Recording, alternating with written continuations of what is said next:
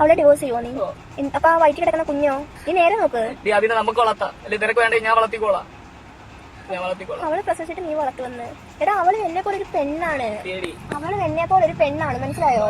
ഇല്ലടി ഇനി പോകൂല. എനിക്ക് മതി, എന്റെ ജീവിതത്തിൽ മതി. എനിക്ക് മതി. എന്നെ വിടപ്പു. അപ്പൊ പറഞ്ഞാളപ്പു എന്നെ വിടപ്പു. ഞാൻ അവിടത്തെ കാര്യം അവിടെ എന്തെന്ന് അറിയാതെയാണ് ഞാൻ ഇനി ഓടി നിന്റെ കാണാൻ വന്നത്. ഇത്ര ഇത് പ്രശ്നമായി. ചുമ്മാ ഇൻസ്റ്റാഗ്രാമിൽ ഇങ്ങനെ സ്ക്രോൾ ചെയ്തുകൊണ്ടിരിക്കുമ്പോഴായിരുന്നു ഈ ഒരു വീഡിയോ കണ്ടിട്ടുണ്ടായിരുന്നത്. ഒരാൾ കരയുമ്പോൾ സ്വാഭാവികമായിട്ട് നമ്മൾ നോക്കിപ്പോവും, എന്താ സംഭവം എന്ന് അറിയാൻ വേണ്ടി നോക്കിപ്പോവും. അങ്ങനെ നോക്കിയപ്പോഴായിരുന്നു കാര്യം എന്താന്ന് മനസ്സിലായത്. പുള്ളിക്കാരന്റെ പേര് ഇതിൽ എന്തോ പറയുന്നത്, സുബീഷെന്നോ അങ്ങനെ എന്തോ പറയുന്നുണ്ട്. അത് വ്യക്തമല്ല. സംഭവം വേറൊന്നുമല്ല, നല്ല അടാർ അവിഹിതം. പുള്ളിക്കാരന് സ്വന്തമായിട്ടൊരു ഭാര്യയുണ്ട്. ഭാര്യ 8 മാസം പ്രഗ്നന്റ് ആണ്. അതിന്റെ ഇടയ്ക്കലാണ് പുള്ളിക്കാരന്റെ ഈ അവിഹിതം എന്ന് പറയുന്നത്. ഈ കുട്ടിക്കും ഈ പുള്ളിക്കാരന്റെ ഭാര്യ ഉണ്ടെന്നോ കൊച്ചാവാൻ പോകുന്നുണ്ടെന്നുള്ള കാര്യങ്ങളൊന്നും അറിയില്ല. സ്വന്തം ഭാര്യനെയും ജനിക്കാൻ പോകുന്ന കുഞ്ഞിനെയൊക്കെ മറന്നിട്ടാണ് വേറൊരുത്തിന്റെ കൂടെ പോയിരിക്കുന്നത്.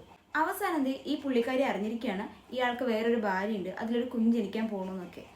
പുള്ളിക്കാരി ഈ വിഷയങ്ങളൊക്കെ അറിഞ്ഞ സ്ഥിതിക്ക് ഇനി ആ ഭാര്യയ്ക്കും കുഞ്ഞിനൊക്കെ എന്തെങ്കിലും പ്രശ്നം വരുമോ, ഇതൊരു വേറൊരു വിഷയമാവോ എന്നുള്ളത് കൊണ്ട് കരഞ്ഞ് കാല് പിടിച്ച് മെഴുകുന്ന വീഡിയോ ആണ് നമ്മൾ കുറച്ച് മുമ്പേ കണ്ടത്. പുള്ളിക്കാരൻ അവിടെ കിടന്ന് ന്യായീകരിച്ചുകൊണ്ടിരിക്കണം. ഇപ്പോൾ ഉള്ള കറണ്ട് കാമുകി അല്ലെങ്കിൽ ആ കുട്ടീനോട് പറയുന്നുണ്ട്, നീ കുറച്ച് സമയം ആ കുഞ്ഞ് ജനിക്കുന്നവരെ ഒന്ന് ക്ഷമിക്കുക, അതിനുശേഷം അവളെ ഡിവോഴ്സ് ചെയ്തിട്ട് നമുക്ക് ആ കുഞ്ഞിനെ വളർത്താം, നിനക്ക് വളർത്താൻ പറ്റിയില്ലെങ്കിൽ ഞാൻ വളർത്താമെന്ന് പറയുന്നുണ്ട്. ഇവനൊക്കെ സ്വന്തം ഭാര്യനെയും കുഞ്ഞിനെയൊക്കെ മറന്നിട്ട് ഈ ഒരു കുട്ടീനെ കല്യാണം കഴിച്ചതാണെങ്കിൽ നാളെ വേറൊരുത്തിനെ കണ്ടാൽ ഉറപ്പായിട്ടും അതിന്റെ ബാക്കി പോകും. പ്രഗ്നന്റ് ആയ ഒരു വൈഫാണ്. അവർക്ക് ഇപ്പൊ വേണ്ടത് കുറച്ച് സമാധാനം സന്തോഷമൊക്കെയാണ്.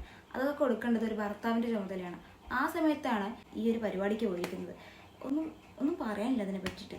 പിന്നെ വീഡിയോയിൽ പറയുന്നുണ്ട് എനിക്ക് കുഞ്ഞ് ജനിക്കുന്നവരൊരു സമയം വേണമെന്ന് പറഞ്ഞപ്പോൾ പുള്ളിക്കാരി പറയുന്നുണ്ട്, അവളും എന്നെപ്പോലെ ഒരു പെണ്ണല്ലേ, നിനക്ക് ഞാൻ ചതിക്കാൻ തോന്നുന്നുള്ള രീതിക്ക് ചോദിക്കുന്നുണ്ട്. ഇവനോടൊന്നും പറഞ്ഞിട്ട് ഒരു കാര്യമില്ല.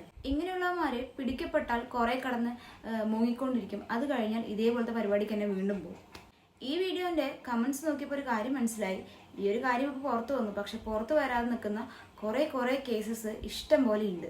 എന്നെ പോലെ എൻ്റെ അവസ്ഥ, എനിക്കും ഇതേ അവസ്ഥ ഉണ്ടായിട്ടുണ്ടെന്നൊക്കെ പറഞ്ഞിട്ട് ഇഷ്ടം പോലെ കമന്റ്സ് ആണ് അതിനകത്തുള്ളത്. അതിലൊന്നൊരു കമന്റാണ്, ഇവൻ ഞങ്ങളുടെ നാട്ടിലുള്ളവനാണ്, ഇവൻ ഭയങ്കര പകൽമന്യനാണ്. സ്വാഭാവികമായിട്ട് അങ്ങനെയാണല്ലോ. ഇങ്ങനെ ഉടായ്പും കാര്യങ്ങളൊക്കെ ചെയ്യുന്നവർ നാട്ടുകാർക്കൊക്കെ വേണ്ടപ്പെട്ടവരെ, നാട്ടുകാരോടൊക്കെ നല്ല മാന്യമായിട്ടൊക്കെ നടക്കുന്നവരാണല്ലോ, സ്വാഭാവികം.